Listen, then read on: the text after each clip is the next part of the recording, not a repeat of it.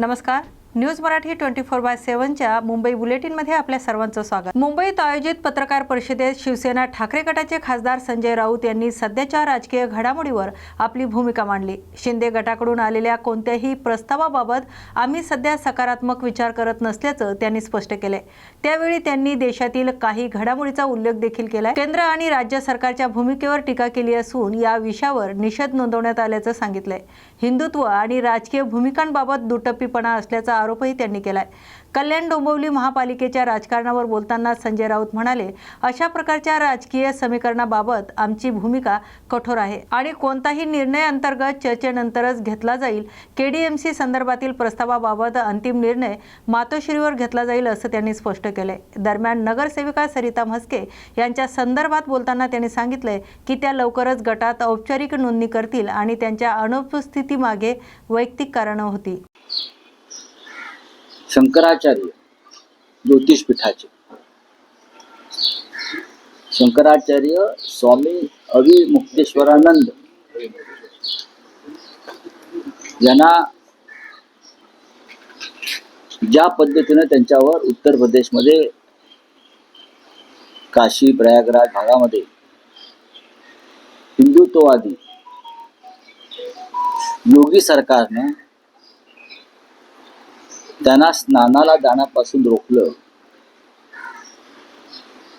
आणि त्यांच्यावरती पोलिसांकडून निर्घृण लाठीमार झाला. ते उपोषणाला बसले.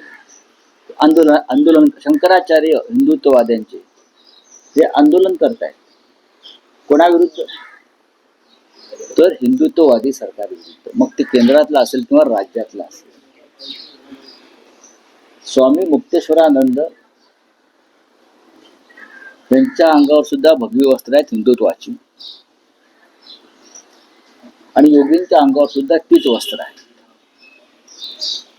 आणि प्रधानमंत्री मोदी सुद्धा अधूनमधून निवडणूक काळामध्ये अशा प्रकारची रंगरंगोटी करून हिंदुत्वाच्या नावावर मतदान करतात. पण शंकराचार्यांवर भर रस्त्यामध्ये हल्ला झाला. मला एवढंच म्हणायचं, महाराष्ट्रामध्ये काही काळापूर्वी स्वामी मुक्तेश्वरानंद जेव्हा आले, नक्कीच मातोश्रीवरती ते आले होते. पण त्यांना मुख्यमंत्री शिंदे असताना त्यांना स्टेट गेस्ट, राज्य अतिथीचा दर्जा दिला. राज्य अतिथी फार महत्वाची गोष्ट आहे. ती शक्यतो परदेशी पाहुण्यांना दिली जाते किंवा प्रमुख जे लोक असतात त्यांना राज्य अतिथीचा दर्जा दिला. त्यांना वर्षा बंगल्यावर बोलवलं. वर्षा बंगल्यावर त्यांची पूजा केली, चरण धुतले त्यांचे. शिंद्यांनी बरंच काय केलं. शिंद्यांनी त्यांच्याकडनं बरंच काही, हेच कसे बाळासाहेब ठाकरेंचे वारसदार आहेत वगैरे वगैरे वगैरे असं वदवून घेतलं. पण आज त्याच शंकराचार्यांवरती तुमचेच पोलीस निर्घृण हल्ला करतायत, मारतायत. अशा वेळेला हिंदुत्ववादी एकनाथ शिंदे आपल्या गुरुवर हल्ला होत असताना गप्प बसले. गुरुच आहेत ना त्यांचे ते हिंदुत्ववादी. शंकराचार्यांवरती हल्ला असताना एकनाथ शिंदे गप्प बसलेले आहेत. हिंमत नाही साधा निषेध करण्याची की माझ्या गुरुवरती हल्ला होतोय, ज्यांना मी राज्य अतिथीचा दर्जा दिला होता या राज्यात मुख्यमंत्री असताना, ज्यांचं चरणाचं तीर्थ मी प्राशन केलेलं आहे वर्षा बंगल्यावर आणि प्रदीर्घ काळ मुख्यमंत्री राहावे म्हणून त्यांचे आशीर्वाद मी घेतलेले आहे. अशा त्यांच्या शंकराचार्य गुरूंवर निर्घृण लाठी हल्ला होतोय. ते उपोषणाला बसलेत आणि राज्याचे सध्याचे उपमुख्यमंत्री हे गप्प बसलेले आहेत घाबरून. दुसऱ्या एखाद्या राज्यात अशा प्रकारची घटना घडली असती तर शिंदेच काय, भारतीय जनता पक्ष सुद्धा तडा तडा तडा तडा तापलेला तव्यावरचा वाटाणा उडतो ना, तसे तापलेला तव्यावरच्या वाटाण्यासारखे तडा तडा उडले असते. हे फक्त मी समस्त अंधभक्तांच्या, ढोंगी हिंदुत्ववादी शिंद्यांसारखे त्यांच्या निदर्शनास आणून देत आहे. पण आता तुम्ही हा जो विषय मांडला, शिवसेना उद्धव बाळासाहेब ठाकरे पक्षाचा प्रतिनिधी स्वतः तिथे जाऊन स्वामींची भेट घेऊन त्यांना पाठिंबा देण्यासंदर्भात काही विचार करा. आम्ही त्याच्यावर त्याचा विचार करू. पण मी हे ढोंग उघडकीस आणलेलं आहे. आम्ही हे ढोंग समोर आणलंय.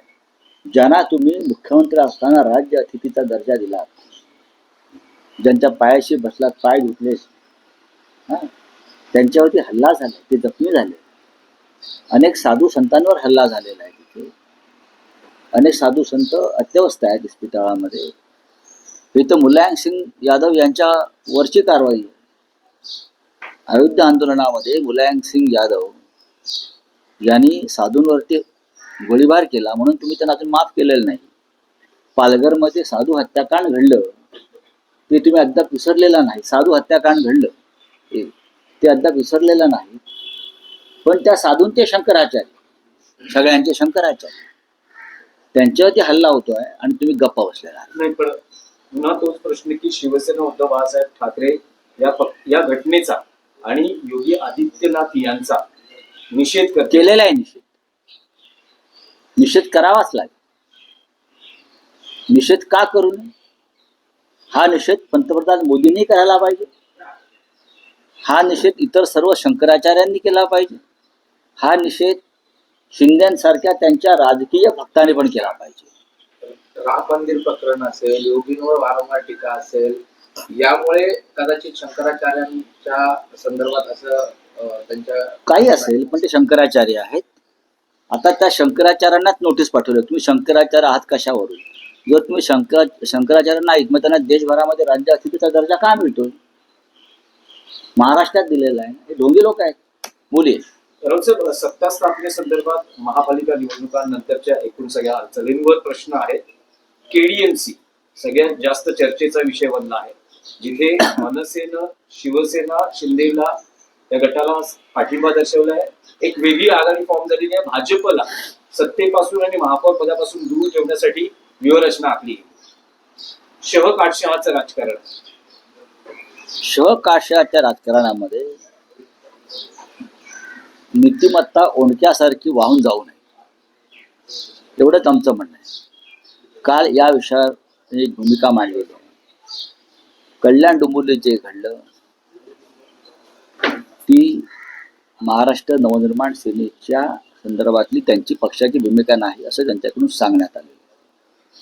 स्वतः महाराष्ट्र नवनिर्माण सेनेचे प्रमुख राज ठाकरे यांना सुद्धा ती भूमिका मान्य नाही, ती पक्षाची भूमिका नाही, हे त्यांच्याशी चर्चा झाल्यावरती आमच्या लक्षात आलेलं आहे. पण तुम्हाला जर स्थानिक लोकांना अशा प्रकारची युती करायची होती तर तुम्ही कल्याण डोंबिवलीमध्ये शिवसेनेबरोबर युती करायला नको होती. आमची एक भूमिका आहे आणि कठोर आणि कडवट आहे. शिंदेच्या बाबतीमध्ये व त्यांच्या गटाच्या बाबतीत त्यांनी महाराष्ट्राच्या पाठीमध्ये संधी बसल्या. भारतीय जनता पक्षाबरोबर तुम्ही दोन पर्याय होते. खरं म्हणजे तिथे शिंदे आणि भाजप एकत्र येऊ शकतात. तिथे तुम्ही एक पाहिलं असेल की महायुती म्हणून ते लढले असं वाटतंय मला माहित नाही. तिथे शिंदे आणि भाजप महायुती म्हणून एकत्र येऊन सरकार बनवू शकतात. म्हणजे जे काय ते इतरांना त्याच्यामध्ये घुसायचं कारण नव्हतं, हे माझं मत आहे. अर्थात त्यांनी तो निर्णय घेतलेला आहे. कोणत्या पातळीवर घेतला आहे ते त्यांनी सांगितलेलं आहे. त्याच्यावरती आता आम्ही याच्यावरती चर्चा न करता आम्ही अंतर्गत चर्चा करू. राजू पाटील यांनी सांगितलं, राज ठाकरेंना ही भूमिका मान्य असल्याचं त्यांनी सांगितलं आणि त्यांना सांगूनच हे सगळं झालं. राज ठाकरेंनी त्यांच्या निर्णयाचा फेरविचार करावा आणि आघाडी किंवा त्या गटात सहभागी होण्याचा जो निर्णय आहे तो मागे घ्यावा असं आवाहन तुम्ही करता का? नाही. जेव्हा त्यांच्या पक्षातर्फे सांगण्यात येतं की या स्थानिक पातळीवरती घेतलेला निर्णय आहे आणि आम्हाला या निर्णयाची आम्हाला कल्पना नाही, हे जेव्हा कोणी सांगतं तेव्हा आम्ही त्यांच्याशी अंतर्गत चर्चा करू. तुमच्या पक्षाचे नगरसेवकांनी देखील प्रस्ताव आलेला असल्याचं मीडिया समोर सांगितलेलं आहे. पक्षश्रेष्ठींना भेटही झालेली आहे. त्या संदर्भात नेमका काय प्रस्ताव आलेला आहे आणि काय तुमच्याकडनं निर्णय झालेला आहे? आमच्याकडून काही निर्णय झाला नाही. आम्ही अशा प्रस्तावांना केराची टोपली दाखवतो अनेकदा. भारतीय जनता पक्षाबरोबर काही ठिकाणी म्हणजे जिथे अत्यंत अस्थिरता आहे आणि स्टेबिलिटी आहे तिथे आम्ही शिंद्यांबरोबर कदापि जाणार नाही. इथं जर काही पर्याय उपलब्ध असतील तर त्या संदर्भात पक्षप्रमुख निर्णय घेतील, पण परस्पर कोणी निर्णय घेणार नाही. राऊतसाहेब, दोन प्रश्न आहेत. तुम्ही म्हणतात की राज ठाकरेंना या निर्णयाची कल्पना नव्हती. स्थानिक पातळीवर हा निर्णय झाला. पण जी माहिती मिळते आहे ही सत्ता स्थापन किंवा ही आघाडी होण्याआधी मुंबईतच डॉक्टर श्रीकांत शिंदे यांच्याबरोबर मनसे नेत्यांच्या 2 बैठका पार पडल्या. ज्या बैठकीत राजू पाटील, संदीप देशपांडे असे पक्षाचे नेते उपस्थित होते. राज ठाकरे यांना याची पूर्ण कल्पना होती की नेमकं स्थानिक स्तरावर होतंय काय. तर असं कसं म्हणता येईल की ही माहिती सन्मान्य उद्धव ठाकरे यांच्याकडे सुद्धा होती. तुम्ही जे सांगताय हा, ही जी माहिती शिवसेना पक्षप्रमुख उद्धव ठाकरे यांनाही होती. पण ते अत्यंत, मला माहिती आहे त्यांचा स्वभाव, त्यांनी या संदर्भात मलाही ही माहिती दिली की असं असं घडत आहे, असं असं घडत चाललेलं आहे. हे पहिल्या दिवसापासून उद्धव ठाकरे साहेबांकडे याची पूर्ण माहिती होती आणि आता ही काय चाललंय पडद्यामागे त्याची खडानखडा माहिती आहे. पण मग तेच म्हणतोय की राज ठाकरे म्हणतात की तो स्थानिक स्तरावरचा निर्णय आहे, मला या बाबतीत कल्पना नव्हती. तर मग हा निर्णय आता बदलला जाऊ शकतो. नाही, आता बघा, त्यांचा एक स्वतंत्र पक्ष आहे. ज्या प्रकारचं समाज माध्यमातून, वृत्तपत्रातून संशयाचं वातावरण निर्माण झालेलं आहे किंवा लोकांच्या मनामध्ये शिंदेविरुद्धचा जो राग आहे मराठी माणसाचा, तो पाहिल्यावरती लक्षात येईल की अशा प्रकारची कोणती युती मराठी माणूस मान्य करत नाही. म्हणून मुंबईमध्ये आम्हाला यश का मिळालं? शिंदेना धडा शिकवायचा, गद्दारांना धडा शिकवायचा, म्हणून मुंबईमध्ये यश मिळालं मोठ्या प्रमाणामध्ये. त्यासाठी ठाकरे बंधू एकत्र आले भाजप आणि शिंदेचा पराभव करण्यासाठी. आता मला असं सांगण्यात आलं की काही ठिकाणी शिवसेनेने सुद्धा अशा युत्या केलेल्या आहेत. मला तसं दिसत नाही. कणकवलीमध्ये एक आघाडी स्थापन झाली होती, पण ती निवडणुकीपूर्वी, आणि त्यात सर्व पक्षीय, बरोबर ना मी म्हणतोय, ते शिंदेबरोबर युती नाही आहे. एक सर्वपक्षीय आघाडी एका लहानशा नगरपंचायतीसाठी निर्माण झाली, त्याच्यामध्ये शिवसेना सामील झाली. शिंदेबरोबर निवडणुकीनंतर जर कुठे युती केली असेल तर ते मला दुर्बीण घेऊन शोधावं लागेल. नाही, पण राऊतसाहेब त्यात एक असं आहे की काल कल्याण डोंबिवलीचे शिवसेना उद्धव बाळासाहेब ठाकरे पक्षाचे नगरसेवक 7 नगरसेवक उद्धव ठाकरेंना भेटतात, चर्चा करतात. त्यानंतर मातोश्रीच्या दरवाजावर उमेश बोरगावकर जे कल्याण डोंबिवलीचे तुमचे गटनेते ते अशी प्रतिक्रिया देतात की कोणता प्रस्ताव जर आम्हाला आला तर आम्ही त्याचा विचार करू.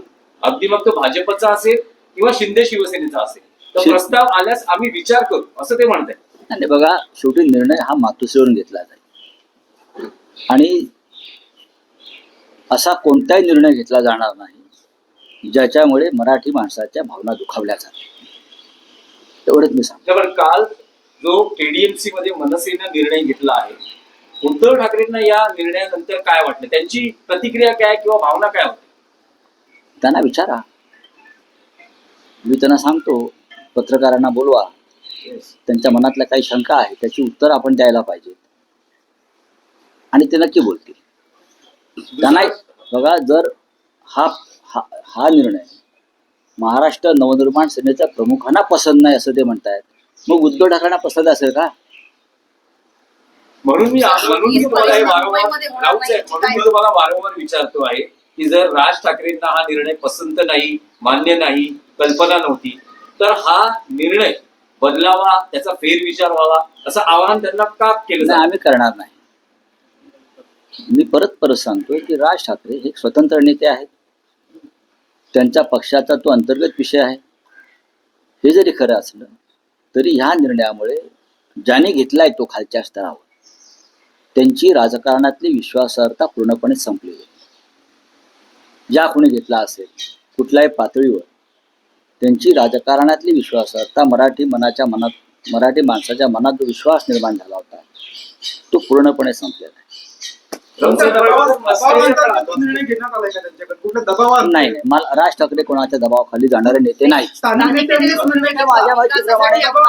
ते सतत असं सांगते त्यांचे स्थानिक नेते की विकासाच्या मुद्द्यावर आम्ही पाठिंबा देतो आहोत, लोकांसाठी आम्ही गेलो, लोकांना आम्ही तोंड देऊ. बघा, विकास आहे ना, विकास हा एक भोंदू आणि ढोंगी शब्द आहे. नरेंद्र मोदी अजित पवार जातात 70,000 कोटीचा घोटाळा करून विकासासाठी, एकनाथ शिंदे जातात विकासासाठी, सगळे भ्रष्टाचारी पक्षात घेतले जातात विकासासाठी. या चिन्हावर निवडून येऊन त्या चिन्हात प्रवेश करायचा विकासासाठी.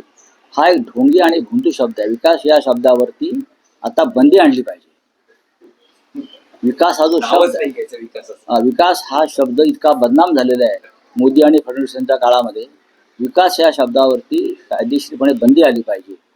जसं गोडसे हा अनपार्लिमेंटरी शब्द आहे, अनेक शब्द अनपार्लिमेंटरी आहेत, तसा विकास हा शब्दसुद्धा या देशामध्ये असंसदीय अनपार्लिमेंटरी ठरवणं गरजेचं आहे. त्याच्यामुळे मी विकासासाठी गेलो नाही, मी माझ्या कुटुंबाच्या स्वार्थासाठी गेलो, मी माझ्या स्वार्थासाठी गेलो.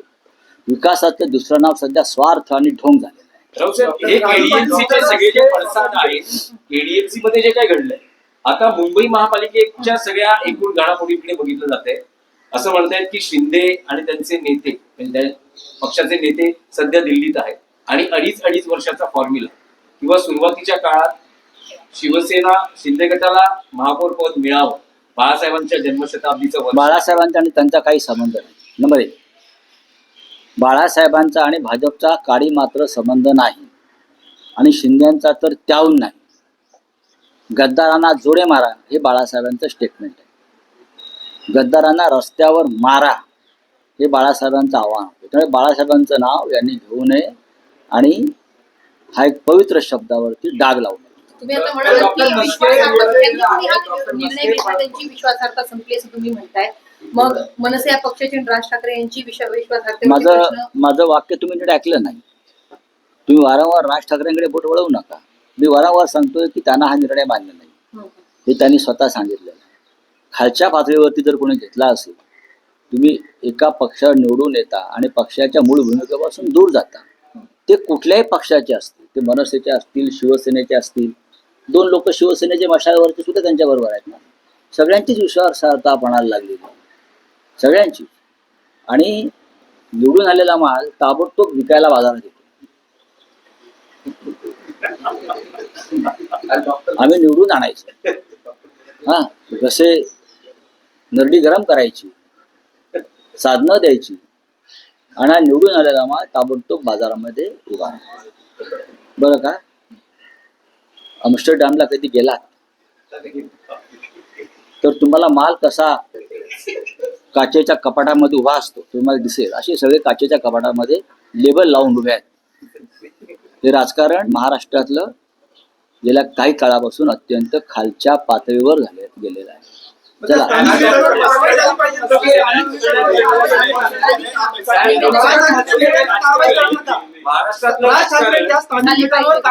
तुम्ही हा प्रश्न राजसाहेबांना विचारायला पाहिजे ना.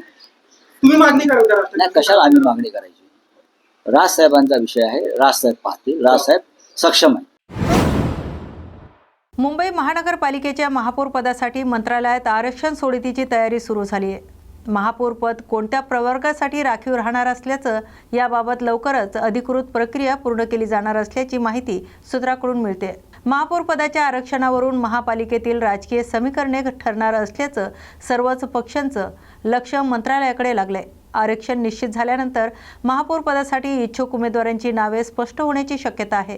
दरम्यान आरक्षण सोडतीनंतर युती, आघाडी किंवा पक्षाची पुढील रणनीती ठरणार असल्याचं राजकीय वर्तुळात बोललं जात आहे. म्हणूनच महापौर पदाच्या आरक्षण प्रक्रियेबाबत सध्या उत्सुकता वाढली असून मंत्रालयाच्या निर्णयाकडे सर्वांचं लक्ष लागलंय. मुंबईत आयोजित पत्रकार परिषदेत भाजप नेते किरीट सोमय्या यांनी मुंब्रेशी संबंधित काही वक्तव्यावर आक्षेप घेतला. या वक्तव्यामुळे सामाजिक सलोखा बिघडू शकतो असा दावा करत त्यांनी या प्रकरणी पोलिसांनी नेमकी काय कार्यवाही केली आहे याबाबत स्पष्टीकरण मागणार असल्याची किरीट सोमय्या यांनी सांगितलंय. काही भागांमध्ये विशिष्ट पद्धतीने वक्तव्य केली जात असल्याचा आरोपही त्यांनी केलाय. अशा प्रकाराकडे गांभीर्याने पाहण्याची गरज आहे. या संदर्भात त्यांनी संबंधित यंत्रणांनी योग्य ती चौकशी करावी अशी मागणी केली आहे.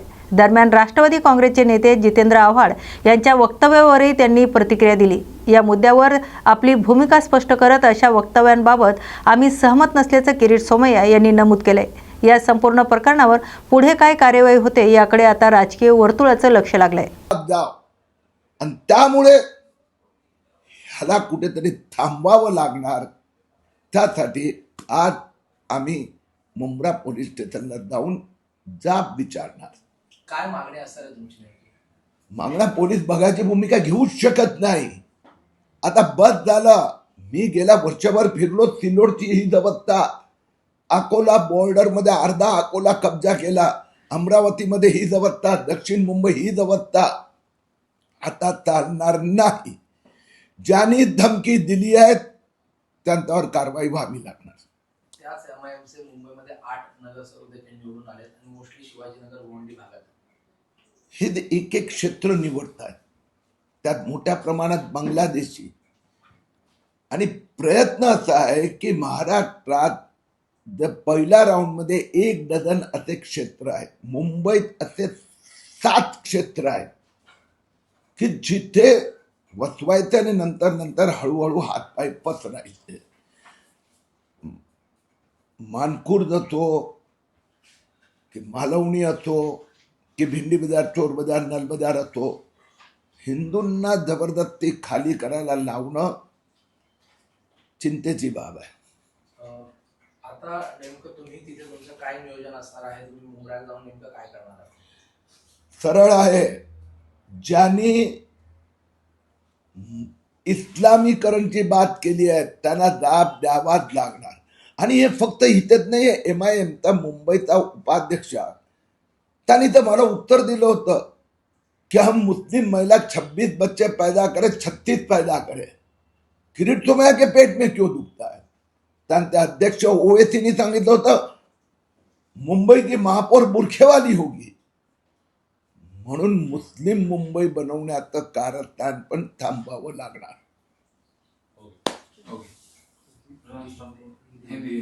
सर, आज मुंब्रा जा रहे हो आप.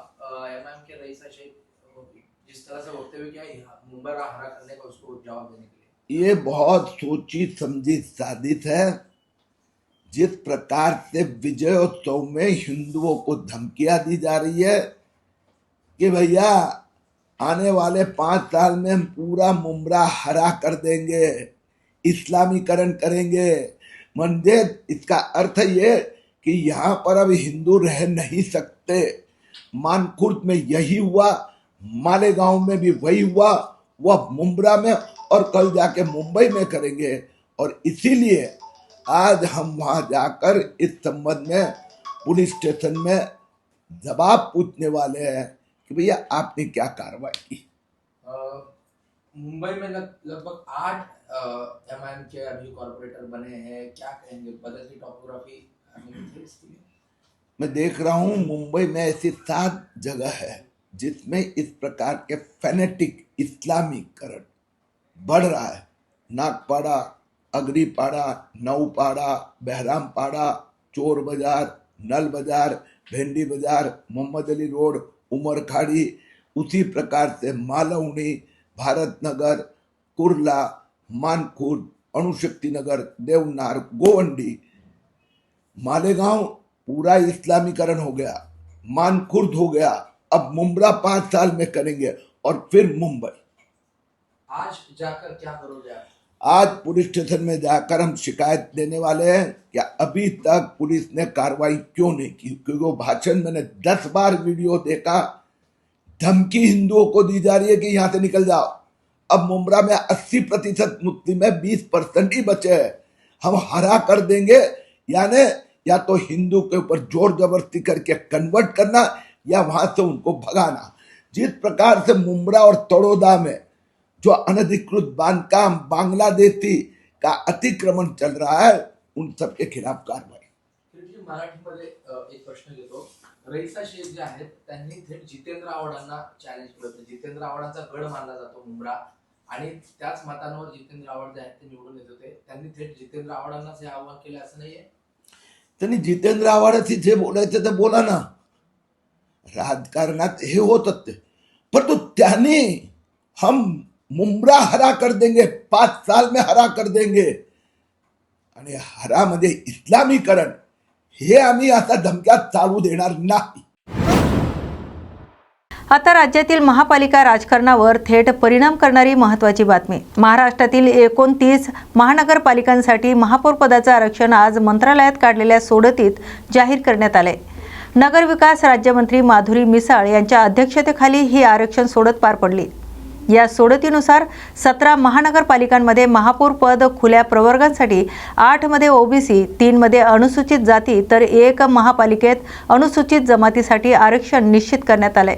तसेच 15 महापालिकांमध्ये महिलांसाठी आरक्षण लागू होणार आहे, तर प्रमुख महापालिकांमध्ये नवी मुंबई खुल्या महिला प्रवर्गांसाठी, कल्याण डोंबिवली अनुसूचित जमातीसाठी, ठाणे अनुसूचित जातीसाठी तर मुंबई, पुणे, पिंपरी चिंचवड आणि नाशिक या महापालिकांचा खुला प्रवर्ग देण्यात आलाय। ओबीसी प्रवर्गात पनवेल, कोल्हापूर, उल्हासनगर आणि इचलकरंजीचा समावेश आहे। आरक्षण जाहीर झाल्यानंतर आता प्रत्येक महापालिकेत निवडीची प्रक्रिया वेग घेण्याची शक्यता असून राजकीय हालचालींना गती येणार असल्याचं चित्र आहे। आता नवी मुंबईतून राजकीय हालचाली वाढवणारी महत्त्वाची बातमी समोर येते। ठाणे महानगरपालिकेतील शिवसेना शिंदे गटाचे तब्बल 75 नगरसेवक आज नवी मुंबईतील कोकण भवन येथे दाखल झालेत। या घडामोडीमुळे ठाणे महापालिकेतील राजकीय समीकरणाबाबत चर्चा सुरू झाली आहे। सूत्रांकडून मिळालेल्या माहितीनुसार महानगरपालिकेतील पुढील रणनीती आणि संघटनात्मक बाबीवर चर्चा होण्याची शक्यता आहे। मात्र या बैठकीबाबत अद्याप कोणतीही अधिकृत माहिती समोर आलेली नाही। ठाणे महानगरपालिकेतील सत्ता समीकरणे आणि आगामी निर्णयांच्या पार्श्वभूमीवर ही भेट महत्त्वाची मानली जाते। पुढील घडामोडीनंतर राजकीय वर्तुळावर लक्ष लागलंय। या बैठकीनंतर शिवसेना शिंदे गटाकडून काय भूमिका स्पष्ट केली जाते याकडे आता सर्वांचं लक्ष लागलंय। ठाणे महापालिकेतील एसी प्रवर्गातील आरक्षण जाहीर झाल्यानंतर विविध राजकीय प्रतिक्रिया समोर येत आहेत। या पार्श्वभूमीवर शिवसेनेच्या नगरसेविका मीनाक्षी शिंदे यांनी आपली भूमिका मांडली आहे। मीनाक्षी शिंदे यांनी सांगितलंय, ठाणे महापालिकेला एसी प्रवर्ग आरक्षण मिळाल्याचा आनंद व्यक्त केला जातोय। गेल्या अनेक वर्षापासून या प्रवर्गाला अपेक्षित संधी मिळाली नव्हती, अशी त्यांची भूमिका आहे। एसी प्रवर्ग आरक्षणामुळे आता सर्व समाज घटकांना न्याय मिळण्यास मदत होईल असा विश्वास त्यांनी व्यक्त केला आहे। ठाणे महापालिकेतील आगामी सत्ता समीकरणाबाबतही त्यांनी मत व्यक्त केले। दरम्यान आरक्षण जाहीर झाल्यानंतर आता ठाणे महापालिकेत महापौर निवडीची प्रक्रिया आणि राजकीय हालचालींना वेग येण्याची शक्यता आहे। या संदर्भातील पुढील घडामोडीवर राजकीय वर्तुळाचं लक्ष लागलंय। आरक्षण पडलेलं आहे ठाण्याला, काय म्हणाल? खऱ्या अर्थाने आनंद होतोय की सगळ्या समाजाला न्याय देण्यासाठी हे आरक्षण जे पडलेलं आहे, कारण गेले 19 वर्ष महापालिकेमध्ये मी काम करते आणि पहिल्यांदाच एससी प्रवर्गाचं आरक्षण आमच्या इथे पडलंय, तर खऱ्या अर्थाने आनंद होतोय मला पण। आपल्याकडे उमेदवार आहेत? हो, आमच्याकडे बरेचसे उमेदवार आहेत आणि खरंच न्याय देण्याचा प्रयत्न केलेला आहे मला असं वाटतं त्या समाजाला। कशा पद्धतीने सत्तेचं समीकरण असणार आहे ठाण्यात? आम्ही सत्तेचे समीकरण मला असं वाटतं ठाण्यामध्ये तरी वन साईड आहेत आम्ही, कारण 75 सीट्स आमच्या आहेत आणि बिनविरोधच महापौर बसेल। बीजेपी बरोबर आपण सत्ता हे करणार आहात? ते तर आता युतीमध्ये आहोत, तर मग ते समीकरण जुळवायलाच लागतील, कारण महायुती आहे आमची आणि त्याच्यामध्ये युतीमध्ये सत्तेची समीकरणं नेहमीच बदलत असतात आणि त्यांनाही त्याच्यामध्ये सहभाग त्यांचा केला जाईल। इतर काही छोटे पक्ष तुमच्यावर राहील असं कळतंय? इतर छोटे पक्षाचा आता मला असं वाटतं वन साईड असल्यामुळे त्यांचा विचार होईल नाही होईल ते मला माहिती नाही, पण आमची पूर्ण वन साईड आमचेच लोक आहेत। बीजेपीचे पण तेवढे कॅन्डिडेट आमच्याकडे आहेत, तर मला असं वाटतं बाकीच्या लोकांना घेऊन न घेऊन काय हे नाही होणार, आम्हाला काय फरक नाही। आता किती नगरसेवक आता सध्या? 75 सर्व आले? महापालिकेतील सध्याच्या सत्ता समीकरणाच्या पार्श्वभूमीवर राष्ट्रवादी काँग्रेस अजित पवार गटाने आपली भूमिका स्पष्ट केली आहे। गटनेते नजीब मुल्ला यांनी माध्यमाशी बोलताना सांगितलंय की महायुतीच्या बाबतीत अद्याप कोणतीही चर्चा झालेली नाही। शिवसेनेकडे महापालिकेत एक हाती सत्ता असल्याचं त्यांनी नमूद केलंय। तसेच आतापर्यंत आम्ही विरोधात बसण्याची मानसिकता केली असून विरोधी पक्षांची भूमिका पार पडण्याची तयारी असल्याचं त्यांनी सांगितलंय। स्थायी समितीमध्ये आमचे सदस्य कसे सहभागी होतील याबाबत अंतर्गत पातळीवर विचार करून असल्याचंही नजीब मुल्ला यांनी स्पष्ट केलंय। सध्या कोणत्याही चर्चेसाठी आमंत्रण आलेलं नाही, मात्र चर्चा झाली तर त्यावर विचार केला जाईल असंही त्यांनी नमूद केलंय। दरम्यान विरोधी पक्ष नेते पदाचा दावा केला जाणार असल्याचंही त्यांनी स्पष्ट केलंय। पुढील राजकीय घडामोडीवर सर्वांचं लक्ष लागलंय। अजून तर महायुतीच्या बाबतीत अजून कुठली चर्चा अजून झालेली नाहीये, कारण शिवसेनेला एक हाती बहुमत भेटलेलं आहे, 75 नगरसेवक आलेले त्यांचे, तर अजून त्याच्या बाबतीत कुठलीही चर्चा झालेली नाही। आम्ही विपक्षामध्ये बसण्याची आम्ही तयारी दर्शवलेली आहे आजपर्यंत आणि आम्ही 9 लोक सर्व नगरसेवक नगरसेविका आज आम्ही आमची गटाची नोंदणी करून आता जस्ट बाहेर पडलोय। चर्चा आणि मागणीचा विषयच येत नाही, पण जास्त सदस्य आमचे स्थायी समितीमध्ये विशेष समितीमध्ये कसे जातील त्याची व्यूहरचना करू. परंतु महायुती म्हणून तुम्ही 3 पक्ष सत्तेत आहात राज्यामध्ये आणि इतर बाबींमध्ये, तरी देखील अजून तशा प्रकारची कुठली चर्चा झालेली नाहीये. कुठल्याही प्रकारचं तसं आमंत्रण आम्हाला पण नव्हे, भाजपला पण नव्हे माझ्या माहितीप्रमाणे, तर अजून त्यांचं आमंत्रण नाही आहे. तशा प्रकारची चर्चा नाहीये. तर आम्ही आमची मानसिकता केलेली आहे. असा प्रस्ताव कुठला आला तर नक्की आम्ही त्याच्या बाबतीत विचार करू. तुम्ही आज गटस्थापना केली. विरोधी पक्षनेत्याचा आम्ही नक्की दावा करणार आहोत. आणि महापौरच्या निवडणुकीनंतर जेव्हा पहिली महासभा असेल तेव्हा विरोधी पक्षनेत्याचा निर्णय होतो, तेव्हा नक्की आम्ही विरोधी पक्षनेत्याचा दावा करू. परंतु दोन्ही राष्ट्रवादी एकत्रित येऊन हा दावा करणार आहेत. आम्ही इंडिव्हिज्युअल दावा करणार. परंतु आता तुमचा गटनेता कोण आहे आणि गटस्थापना केली? आज गटनेता सर्व नगरसेवकांनी मला म्हणजे नजीब मुल्ला मला स्वतःला सर्वांनी नेमलेलं आहे. तर गटनेत्याची नेमणूक माझी झाली. गेल्या काही दिवसापासून संपर्कात नसल्याचा चर्चेत असलेल्या नगरसेविका सरिता म्हस्के यांनी आज शिवसेना ठाकरे गटाचे गटप्रमुख उद्धव ठाकरे यांची भेट घेतली आहे. सरिता म्हस्के यांनी सांगितलंय की देवदर्शनासाठी बाहेर गेल्यामुळे संपर्क होऊ शकला नाही, फोन बंद नव्हता आणि आवश्यक ते संदेश पाठवले होते असंही त्यांनी स्पष्ट केलंय. या भेटीनंतर त्यांनी माध्यमांशी बोलताना विरोधकांकडून चर्चाच होणार असल्याचं सांगत आपण उद्धव ठाकरेंसोबत आहोत आणि पुढेही राहू अशी भूमिका स्पष्ट केली. दरम्यान या भेटीमुळे गेल्या काही दिवसापासून सुरू असलेल्या चर्चांना विराम मिळण्याची शक्यता व्यक्त केली जाते. या संदर्भातील पुढील घडामोडीवर आता राजकीय वर्तुळांचं लक्ष लागलंय. भेट घेतली आहे उद्धव ठाकरेंची. काल पासून तुम्ही नॉट रिचेबल आहात. नेमक्या तुम्ही कुठे होतात? आता भेट घेऊन नेमकं काय तुम्ही हे बघा, मी देवदर्शनासाठी बाहेर गेले होते आणि मला थोडा येण्यासाठी उशीर झाला आणि बाहेर असल्यामुळे मी नॉट रिचेबल होते. पण जेव्हा मी रिचेबल झाले, माझं पक्षाशी बोलणंही झालं आणि माझ्या सेफ्टीसाठीच मला पक्षाकडनंच आदेश होते. नार्वेकर साहेबांच्या मी कॉन्टॅक्टमध्ये होते की तुम्ही इथे पोहोचेपर्यंत, आमच्याकडे येईपर्यंत तुमचा मोबाईल बंद ठेवा, जो अजून पण बंद आहे. आता निकाल समोर आला, त्याच्यानंतर हालचाली सगळ्या घडतील. हे सगळं महत्त्वाच्या घडामोडी सुरू असताना आपण देवदर्शनाला जाणं आणि आपल्याशी संपर्क कुणाचाही होत नव्हता, हे याच्यामुळे कुठेतरी एक नाही, हे बघा सुद्धा व्यक्त केली जात होती. हां, बघा माझं गोष्ट ऐका. सर्व जे इलेक्शन्स लढतात त्यांना सर्वांना माहिती असतं की इलेक्शन लढताना आपल्याला किती अडचणी येतात. माझ्याही आयुष्यात त्या अडचणी आल्या. मी 9 वर्ष मेहनत केली होती. 10 दिवसापूर्वी माझं तिकीट कापलं गेलं होतं. त्या दिवशी मी देवाला साकडं घातलं होतं, नवस केलं होतं की माझ्या मार्गातले अडथळे दूर होऊ दे, मी 5 दिवसात तुझ्या दर्शनाला येईल. आणि पहिल्या बैठकीत मी होते इथे उपस्थित ठाकरे साहेबांबरोबर. तेव्हा मला असं कळलं होतं की सोमवारी जायचं आहे आपल्याला कोकण भवनामध्ये. पण मंगळवारपर्यंत जेव्हा मेसेज आला नाही, मला जवळच जायचं होतं, म्हणून मला असं वाटलं मी करून येईल दर्शन. पण मागे रात्री जो मेसेज आला, मी तिथे तोपर्यंत पोहोचले होते, जो मला लेट भेटला. मग मी इथे निरोप पाठवला की असं असं आहे, पण मी येणार आहे आणि मी येणार आहे असं मी मेसेजमध्ये त्यांना सांगितलं होतं. म्हणून त्यांनी माझ्यावर विश्वास ठेवला. जसं मी संपर्कात आले, मला आदेश मिळाले की तुम्ही पहिले मोबाईल बंद करा, इथे वातावरण वेगळं झालं आहे, पहिले आमच्या संपर्कात या, आम्ही सांगू तेव्हा तुम्ही मोबाईल ओपन करा. म्हणून आम्ही रात्री पोहोचल्या नार्वेकर सरांच्या घरी पोहोचलो. रात्रभर आम्ही तिथेच होतो. सकाळी आम्ही त्यांच्यासोबतच आलो. डॉक्टर सरिता म्हस्के ज्यावेळेस बोलतात त्यावेळेस असं वाटतं की त्या कुठेतरी स्क्रिप्ट सांगतात, कारण असं काहीच नाही. सरिता म्हस्के यांचा मोबाईल जरी स्विच ऑफ असला तरी त्यांचे पती असतील, त्यांचा देखील बघा, स्थानिक स्विच ऑफ विभाग नव्हता. संघटक असतील, ऐका माझं, तुम्ही जेव्हा कॉल केला असेल कदाचित तेव्हा स्विच ऑफ असेल. आमचे जे आहे उपशाखा विभाग प्रमुख उतेकर साहेब आहेत, त्यांच्याशी बोलणं झालं होतं. सांगळे साहेबांशी पण बोलणं झालं होतं, डॉक्टर साहेबांचं, माझं नाही. त्याच्यानंतर आम्ही दोघे पूजेला बसलो होतो. तेवढ्याच काळापुरतं आम्ही नॉट रिचेबल होतो.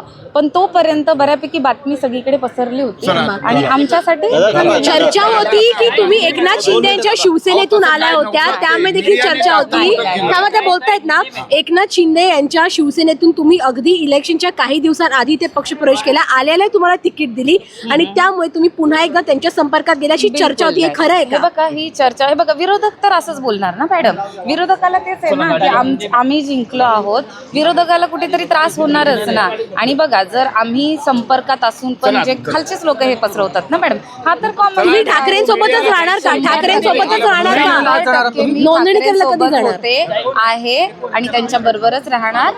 नोंदणी करायला केव्हा केव्हा जाणार? आता नोंदणी चालले करायला आहे मी. मैं अभी जा रही हूँ नोंदनी करने के लिए और जो मैंने कमेंट किया है उसमें कोई स्क्रिप्ट नहीं है. सर, त्या बोलतायत जो मुझ ना? पे बीत रही है मैं जानती हूँ और मैं पक्ष के कनेक्शन में थी, नार्वेकर सर के कनेक्शन में थी और मैं वापस भी आई हूँ. एक दिन मैं 5 घंटा नहीं पहुँच पाई तो विरोधक तो चाहेंगे ही ना कि कहीं ना कहीं से मेरी बदनामी हो. आता मुंबई महापालिका आरक्षण सोडतीवर व्यक्त झालेली प्रतिक्रिया पाहूयात. मुंबई महापालिकेचे महापौर पदासाठी जाहीर करण्यात आलेल्या आरक्षण सोडतीवर शिवसेना ठाकरे गटाच्या नेत्या किशोरी पेडणेकर यांनी आक्षेप नोंदवलाय. माध्यमांशी बोलताना त्यांनी सांगितलंय की आरक्षण सोडतीत महिला ओबीसी प्रवर्गाची चिठ्ठी टाकण्यात आलेली नसल्याचा आरोप त्यांनी केलाय. किशोरी पेडणेकर यांनी यामुळे मुंबईत ओबीसी समाजावर अन्याय होत असल्याचा दावा केलाय. ही प्रक्रिया चुकीच्या पद्धतीने झाल्याचं त्यांचं म्हणणं आहे. या निर्णयाचा निषेध नोंदवण्यात येत असल्याचंही त्यांनी स्पष्ट केलंय. दरम्यान आरक्षण सोडतीवर वेगवेगळ्या राजकीय प्रतिक्रिया समोर येत असून या मुद्द्यावर पुढे काय भूमिका घेतली जाते याकडे राजकीय वर्तुळाचं लक्ष लागलंय. या संदर्भात पुढील घडामोडी महत्त्वाच्या ठरण्याची शक्यता आहे. 2019-2022 हे ओपन होतं. ओबीसी यायला पाहिजे तो ओबीसीवर अन्याय केलाच. तोपर्यंत निवडणूक व्हायच्या आधी शेड्यूल कास्ट किती असायला पाहिजे आता त्यांनी नियम बनवला. शेड्यूल कास्ट शेड्यूल ट्राइब 3 असायला पाहिजे मगच. म्हणजे तुम्ही जाणून बुजून शेड्यूल ट्राइबचे आमच्याकडे 2 उमेदवार आहे. तिथे तुमचा बृहन्मुंबईमध्ये तिथे तुमचा हा नियम लागतो. याचा अर्थ लॉटरी ठरवून केली म्हणून या संपूर्ण लॉटरी सिस्टम आणि त्यांचा असलेलं निवडणूक प्रक्रिया याचा आम्ही धिक्कार करतो, निषेध करतो. क्या विरोध है आपका? शासनाला रोटेशन हिंदी में जानना चाहेंगे मैम कि क्या विरोध है आपका? एक मिनिट. सगळ्यात पहिले त्या लोकांनी सांगितलं 3 किंवा अधिक जर एसटी सीट्स असतील तरच एसटीचा महापौर बसू शकतो. हे रूल पहिले आम्हाला कोणाला सांगितलं नाही किंवा आधी पहिले कोणी कधी डिक्लेअर केलं नाही. ठीक आहे. त्याच्यानंतर आता 2 वेळा ओपन कॅटेगरीमध्ये मुंबईचे महापौर बसले. ठीक आहे. तर मग आता जर ओबीसी तुम्ही रोटेशन वाईज काढले तर मग मुंबई त्याच्यामध्ये का नाही? का 2 ओपन कॅटेगरीचे ओबीसीवर मुंबईचा महापौर बसू शकला असता, एसटीवर मुंबईचा महापौर बसू शकला असता. रोटेशन वाईज जर तुम्ही ओबीसीची कॅटेगरी काढली तर मग त्याच्यात मुंबई का नाही? 2017-2019 ला मुंबईचा महापौर ओपन कॅटेगरी मध्ये बसला. बरोबर आहे. माइंडेड बघून काढलंय. मग तुम्ही आता पक्षांचे माइंडेड बघून या लॉटऱ्या काढले. याचा अर्थ सगळं मॅनेज आहे. शासनाला उत्तर द्यायला तयार नव्हतं. फक्त जाणून बुजून लॉटरी सिस्टम काढत होते. जबरदस्ती करून प्रक्रिया चालू ठेवली. आम्ही ऑब्जेक्शन घेतलं तरी ते ऐकले नाही. उत्तरं देता आलेली नाहीये शासनाला. शासनाला त्याची उत्तरं देता आली नाही. त्यांनी लॉटरी सिस्टम चालू ठेवली आणि चिठ्ठ्या काढत बसल्या. आमचा आरोप आहे ओबीसीवर ह्या शासनाने ह्या गव्हर्नमेंटने अन्याय केला आहे. रोटेशन वर या लोकांनी ओबीसीचं काढलंय. ठराविकच 8 वॉर्ड ओबीसीचे काढले आणि त्याच्यात ओबीसीचं पहिलं आरक्षण देऊन टाकलं. रोटेशनची नेमकी पद्धत काय असते? आधी ओबीसी झालं नाही म्हणून आता ओबीसी मध्ये टाकलं. ठीक आहे. तर आता ओपन मध्ये मुंबई कशी आली? मग ओबीसी एसटी मध्ये आला पाहिजे होती. आणि एसटी तुम्ही आता मला सांगताय की 3 नगरसेवकच्या वर जर एसटी असेल तरच मग एसटीचा नगरसेवक बसू शकतो. मग तुम्ही बाकीच्या सगळ्या समाजाच्या याच्यावर तुम्ही अन्याय करतायत.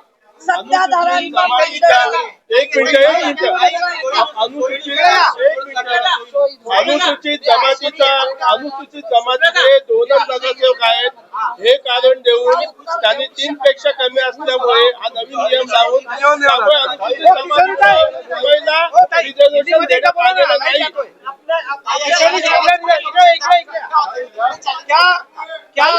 किस बात की नाराजगी है? पक्षाशी बोलो.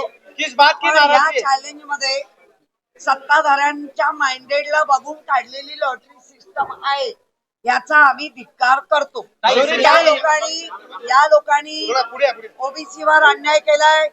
या लोकांनी अनुसूचित जाती जमाती भटक्या जमातींवर पण अन्याय केलाय मुंबईमध्ये. तुम्ही कोण ठरवणार आहे? मग आधी डिक्लेअर करायचं होतं की 4 पाहिजे 5 पाहिजे तर काढू. तुम्ही आता सांगता की 3 नाही म्हणून आम्ही करत नाही. मग 2 तर आहेत ना, काढायची होती. एकाला नाही मिळालं मुंबई टाकली. याचा अर्थ जाणून बुजून ठरवून केलेली लॉटरी आहे, त्याचा आम्ही धिक्कार करतो.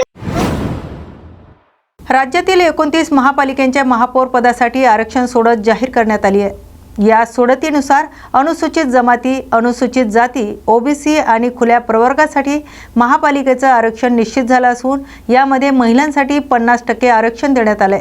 अनुसूचित जमाती प्रवर्गासाठी कल्याण डोंबिवली महापालिकेला आरक्षण देण्यात आलंय, तर अनुसूचित जाती प्रवर्गात ठाणे तर जालना आणि लातूर महानगरपालिकांमध्ये अनुसूचित जाती महिला आरक्षण लागू झालंय. ओबीसी प्रवर्गासाठी जळगाव, चंद्रपूर, अकोला आणि अहिल्यानगर येथे ओबीसी महिला आरक्षण देण्यात आलंय. तसेच पनवेल, इचलकरंजी, कोल्हापूर आणि उल्हासनगर या महापालिकांचा समावेश ओबीसी प्रवर्गात करण्यात आलाय. आरक्षण सोडती जाहीर झाल्यानंतर आता प्रत्येक महापालिकेत महापौर पदासाठीचे राजकीय समीकरण स्पष्ट होण्याची शक्यता असून पुढील रणनीती ठरवण्यासाठी सर्वच पक्ष हालचाली वाढवण्याची चिन्हे आहे. आता राज्यातील महापालिका राजकारणावर परिणाम करणारी महत्त्वाची बातमी. राज्यातील महापालिकांच्या महापौर पदासाठी आरक्षण सोडत जाहीर झाली असून खुल्या प्रवर्गातील महापालिकांची यादी स्पष्ट झाली आहे. या सोडतीनुसार खुल्या प्रवर्गात एकूण 9 महापालिका महिलांसाठी राखीव ठेवण्यात आल्या, तर खुल्या प्रवर्गात मुंबई, पुणे, धुळे आणि नांदेड या महापालिकांना महिला सर्वसाधारण आरक्षण लागू झाले. तर खुल्या प्रवर्गातील इतर महापालिकांमध्ये सोलापूर, नवी मुंबई, नाशिक, नागपूर, संभाजीनगर, मीरा भाईंदर, अमरावती, वसई विरार, सांगली, परभणी, पिंपरी चिंचवड, भिवंडी आणि मालेगाव यांचा समावेश आहे. आरक्षण सोडत जाहीर झाल्यानंतर आता महापालिकेतील राजकीय समीकरणे आणि महापौर पदासाठीच्या हालचालींना वेग येण्याची शक्यता व्यक्त केली जाते. मुंबई बुलेटिनमध्ये आपण येथेच थांबतोय. नवीन अपडेटसाठी पाहत राहा न्यूज मराठी 24/7. नवा भारत, नवा विचार.